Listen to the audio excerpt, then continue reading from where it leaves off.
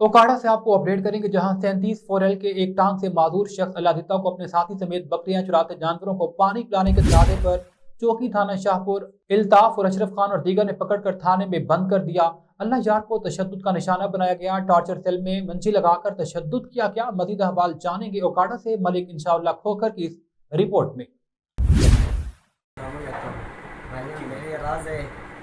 गरीब बंदा जी, माल च रहना तेरे मेरे रंगे किसे बंदे का आदे बच्चे तीन छोटे छोटे उन्होंने रोजी कमाना जी, ना बोए ना पांडा कोई शाय नहीं जी, वसैल बकरियां का दिखे अल्लाह का जी।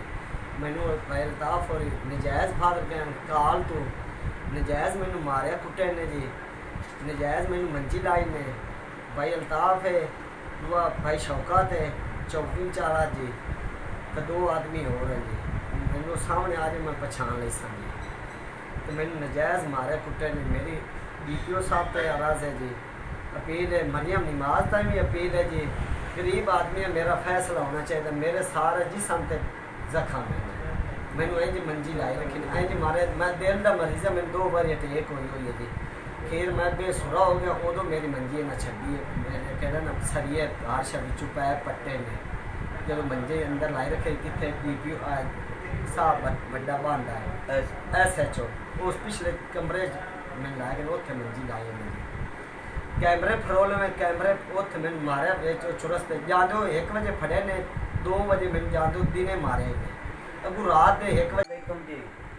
भाईजान बकरियां चरैने असी गरीब बंदे मजदूर बंदा, कणक दा वाटे वेला उतों पानी पिवावन ते साडी रौला बनया। एवें गल्लो गल मूँह नाल भी बोलते रहे, असी बोलते रहे हैं। उतू भाई जी पुलिस ने फोन किया, पुलिस आ गई, मुरबाबाद का मैंने वैसे टोर के लै गए, मोटरसाइकिल लद ले ने, मुड़ गड्डी च सट्टे ने, 8 घंटे बंद रखे ने। मेरे नाल दिन मार मार के उन्होंने वजा दिते ने, मंजी भी लाई ने। 60,000 रुपया दे के अभी छुट्टे हैं। असी इस गल तो बड़े भाई परेशान है। मेडिकल भी लिया है, DPO दे भी खुली कचहरी असी पेश होए हैं, ठीक है ना। भी साडा गरीब बंदे हैं, माल च रहने हैं जी, पानी पीवन तू साडे जिवें बेइज्जत लोकां करना है, असीं तो गरीब बंदे मर गए। ਇਹ ਗੱਲ ਹੈ ਜੀ।